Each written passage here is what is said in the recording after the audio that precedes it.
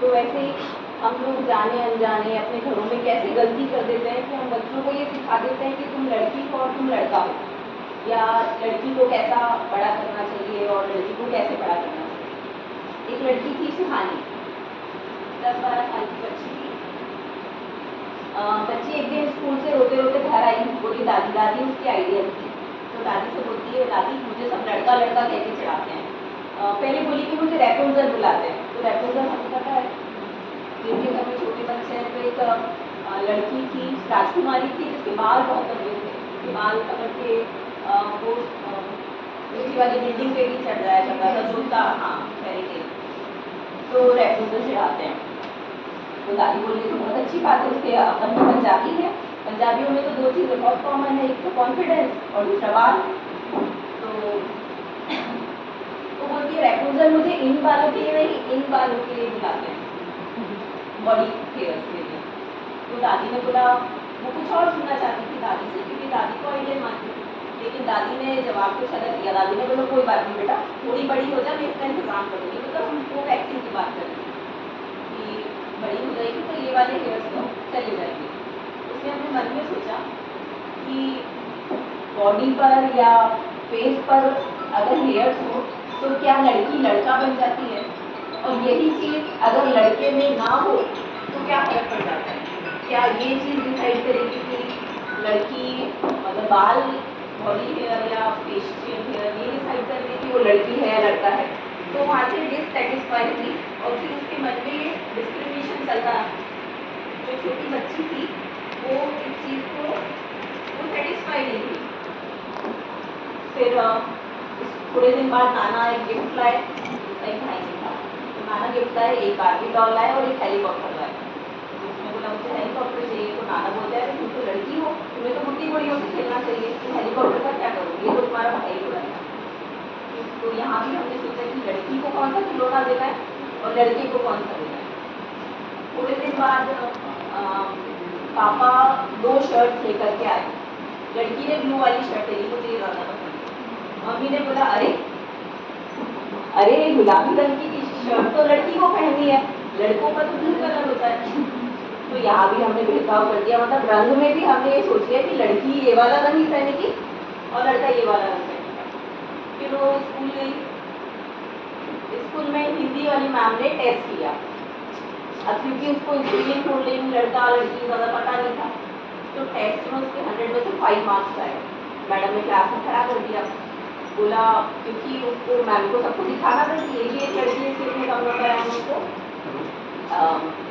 हतोत्साहित करने के लिए खड़ी हो गई।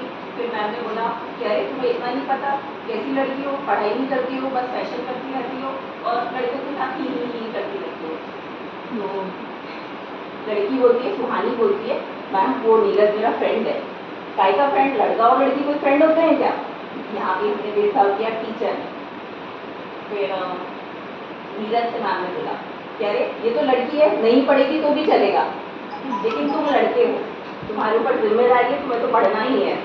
और ये क्या SPW में तुम हमेशा भेलपुरी बना के ले आते हो, क्या तुम आंखों में हमेशा सुरमा लगाते हो, लड़की बनने का इतना शौक है क्या। मतलब लड़का काजल नहीं लगा सकता है, लड़की को ही लगाना है। तो ये सारी बातें सुहानी सुन रही थी। सुहानी को लगा कि उसका दिमाग और डाउट में चला गया कि ऐसा क्यों, छोटी बच्ची थी।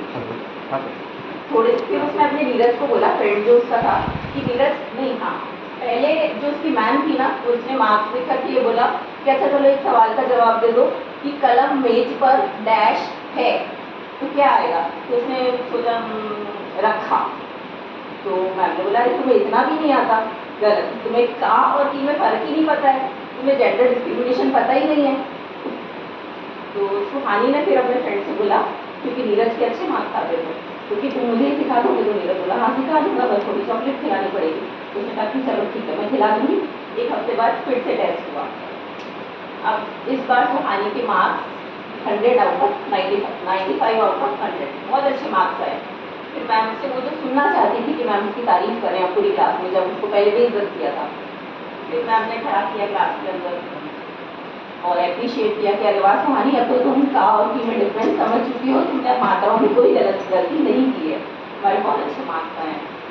तो सुहानी कहती है कि मैम मार्क्स तो अच्छे आने ही थे। तो मैम ने पूछा क्यों? तो उसने बोला कि क्योंकि गलती मेरे में नहीं थी, गलती तो मात्राओं में ही थी। तो उसने बोला, मैम ने बोला कैसे? फिर सारी क्लास सुन रही थी। उसने बोला कि मैम जब कलम मेज पर रखा है तो मतलब वो पुल्लिंग हुआ, तो फिर क्यों हमारे समाज में स्त्रियों के पास कलम नहीं है? काजल, काजल लगाती हैं, लगता है, आंखों में काजल लगता है, मतलब वो भी पुल्लिंग है। तो फिर क्यों लड़के जब सुरमा लगाते हैं तो हम उसको एक्सेप्ट नहीं कर पाते हैं? गाड़ी चलती है, तो फिर क्यों जब लड़कियां गाड़ी चलाती हैं तो हम कहते हैं कि ये सही नहीं चलाती हैं, उनकी ड्राइविंग स्किल्स बहुत खराब है? बेलन, बेलन पुल्लिंग शब्द है, तो लड़के क्यों नहीं चलाते हैं? सिर्फ लड़कियों की ही क्यों जिम्मेदारी कि वही रोटियां बनेंगी?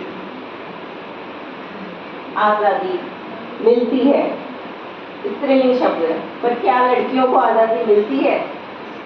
और सबसे इम्पोर्टेंट शब्द लास्ट, चरित्र। चरित्र खराब है, वो सिर्फ लड़कियों का, पुल्लिंग शब्द है, लेकिन खराब किसका होता है? सिर्फ फीमेल का। लड़के का चरित्र कभी खराब नहीं होता, हम कभी कहते ही नहीं कि इसका खराब है। बस यही कहानी है।